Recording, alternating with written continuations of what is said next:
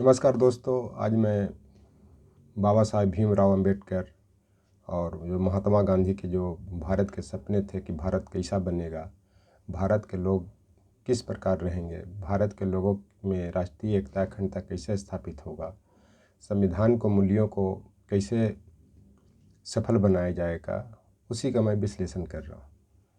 तो बाबा साहेब और गांधी जी, इनके साथ साथ जो भी स्वतंत्रता आंदोलन में हिस्सा लिया, चाहे सरदार वल्लभ भाई पटेल हों या जवाहरलाल नेहरू हों या मोतीलाल नेहरू हों या डॉक्टर राजेंद्र प्रसाद हों, भगत सिंह हों, सुखदेव हों, सुखदेव हों, इस तरह के जो भी स्वतंत्रता सेनानी के लीडर हुए, उनका बस उद्देश्य ये था कि भारत की स्वतंत्रता मिलने के बाद भारत के लोगों का विकास होगा, हिंदू मुस्लिम एकता स्थापित होगी।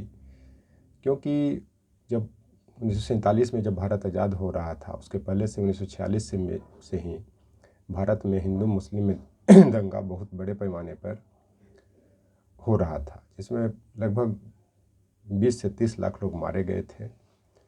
इसके साथ साथ ये सब दृश्यों को देख करके लोगों को लगा कि सबसे पहले तो स्थिति है कि भारत में हिंदू मुस्लिम में एकता स्थापित हो। क्योंकि ऐसे तो यहाँ पे बौद्ध, सिख, जैन बहुत से संप्रदाय के लोग हैं, लेकिन मुख्य रूप से 2 संप्रदाय हैं। तो ये 2 संप्रदाय में अगर एकता स्थापित हो जाए तो भारत के सपने, बाबा साहब के सपने, गांधी जी के सपने, वल्लभ भाई पटेल के सपने सफल माने जाएंगे। लेकिन आज के परिप्रेक्ष्य में देखा जाए तो खास करके जो हिंदू मुस्लिम जो हैं, एक दूसरे को देखना नहीं पसंद कर रहे हैं, एक दूसरे को खून के प्यासा हैं। उसका कारण है कि जब देश के शासक के मन में ये बन गया है कि हिंदू मुस्लिम में विभेद पैदा करना है, धर्म तो सिर्फ एक बहाना है, विभेद पैदा करके शासन स्थापित करना, सत्ता प्राप्ति करना है, तो उनके जो भी फॉलोअर हैं, शासक के फॉलोअर हैं, उनके मन में भी यही चीज़ रहेगा कि किस तरह से हिंदू मुस्लिम में वैमनस्य पैदा किया जाए, तनाव पैदा किया जाए, ताकि उनकी वोट बैंक की राजनीति हो। जो बाबा साहब और गांधी जी के सपनों को एक तरह से लोग तोड़ रहे हैं। सपना टूटना का अर्थ होता है कि देश के नागरिकों में एकता स्थापित नहीं होना, देश का विकास नहीं होना, लोग भय के वातावरण में जिंदा रहना, उसके बाद एक दूसरे को लिए कभी भी मार काट करने के लिए तैयार रहना।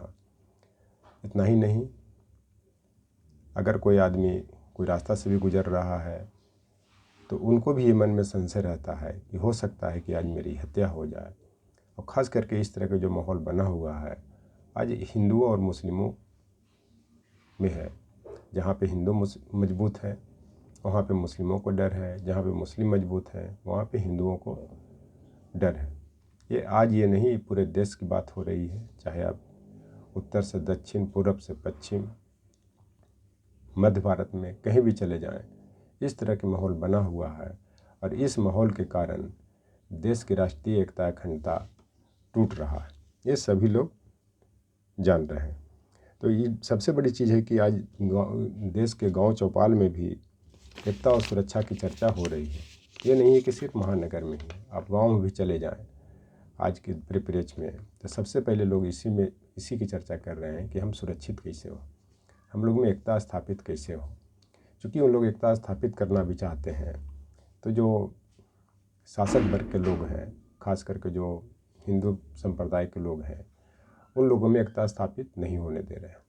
कभी धर्म के नाम पर, कभी राम मंदिर के नाम पर, कभी 370 धारा के नाम पे, कभी इतिहास की बात उठा करके कि मुग़लों ने ऐसे किया, हिंदुओं के साथ इस तरह का व्यवहार किया।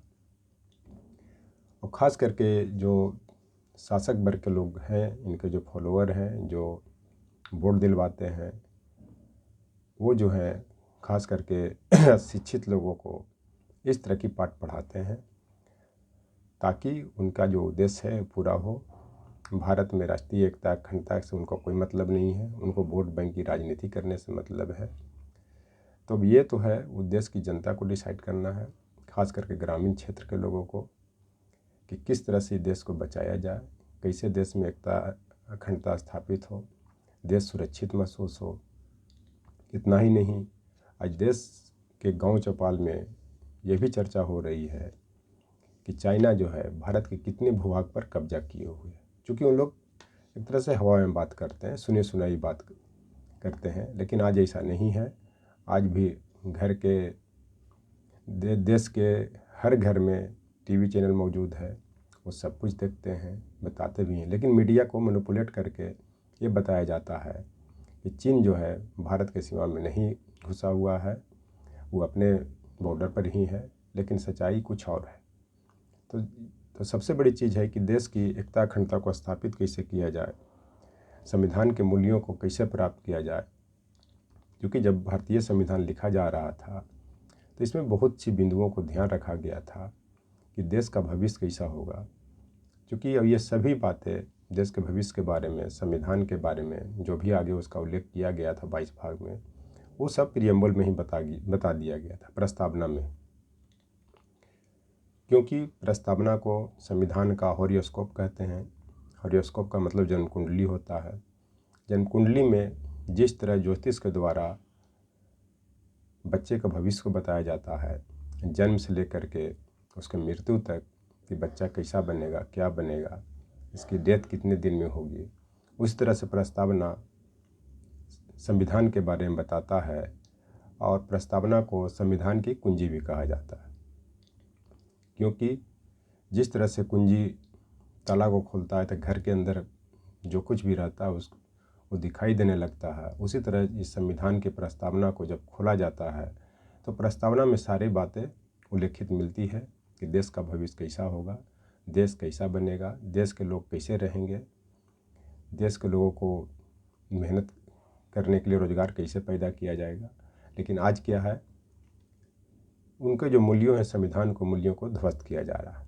क्योंकि वोट बैंक की राजनीति के लिए 80 से 82 करोड़ लोगों को खाद्यान्न उपलब्ध कराया जा रहा है ताकि उनको वोट मिले। जब इलेक्शन आता है तो डीजल पेट्रोल में भी के प्राइस में कमी आती है ताकि लोग वोट दें। लेकिन जैसे ही इलेक्शन ख़त्म होता है तो डीजल पेट्रोल का दाम अगर मान लिया 10 रुपये कम होता है तो 20 रुपये बढ़ा दिया जाता है, जिसके कारण 4 से 5 साल तक महंगाई बढ़ते रहती है। तो ऐसे मूल्यों को संविधान में नहीं बतलाया गया था। शासक को ईमानदार बताया गया था कि जो भी शासक बनेंगे ईमानदार बनेंगे, देश के सभी संप्रदाय के लिए काम करेंगे, सभी में एकता अखंडता स्थापित करेंगे, देश सुरक्षित रहेगा। लेकिन आज देश के सुरक्षित रहने की कोई संभावना मुझे नहीं लग रही है। कारण है कि इनके जो भी पड़ोसी देश हैं इनके हाथ से लगभग निकल चुके हैं। अभी जो मालदीव भी देश था वो भी इनके चंगुल से निकल करके चाइना के गोद में बैठ गया है। और जो मालदीव का जो भी समुद्री इलाका है वहाँ पे चाइनीज पोत आना प्रारंभ कर दिया है। और वो जो भारतीय जो सुरक्षा है, भारत की जो देश की जो सुरक्षा के पर जो तरह से प्रश्न चिन्ह लगा रहा है, ये सब लोग जा रहे हैं। आपका श्रीलंका भी हाथ में नहीं है, पाकिस्तान तो खैर शुरू से ही नहीं है, आपका नेपाल का भी जो पड़ोसी देश था जो विश्व का एकमात्र हिंदू राष्ट्र था वो भी आपके हाथ से निकल चुका है। क्योंकि वो भी फिर लिपुलेख जो इलाका है, कपिल धोरा जो है, काला पानी है, वो फिर मुझे लग रहा है कि अपने क्षेत्र में दिखाएगा। तो एक तरह से ये सब देश के लिए चुनौती बना हुआ है। देश की सुरक्षा के लिहाज से नफरत तो लोग कर ही रहे हैं। और भारत की परंपरा सभी के विचार मत पंथ को स्वीकार करने की रही। जो भारतीय संस्कृति आज नहीं, शुरू से इतिहास उठा कर देख लीजिए कि सबको मत को यहाँ मान्यता दिया जाता है, पंथ को स्वीकार किया जाता है, विचारधारा को स्वीकार किया जाता है। लेकिन आज जो है ये ऐसे मूल्य टूट रहे हैं।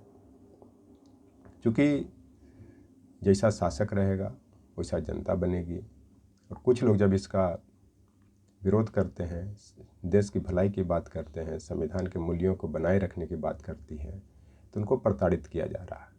उनको एक तरह से ये कहा जाता है कि आप मुँह बंद रखें, नहीं तो फिर आपके साथ क्या होगा वो आप समझेंगे। कुछ लोग हैं मेरे जैसे बहुत लोग साहसी आदमी हैं जो ऐसे बातों को करते हैं, लेकिन वो लोग भी डर जाते हैं क्योंकि उनको डराया जाता है, चाहे धर्म के नाम पे, चाहे प्रशासनिक कार्यप्रणाली के द्वारा, या फिर और जो भी हथकंडे हैं उनके खिलाफ अपनाया जाता है। तो मैं आपको बता देना चाहता हूँ कि इस पर एक शेर भी कहा गया है कि देश के लिए मर मिटना कबूल है, हमें अखंड भारत के सपनों का जुनून है।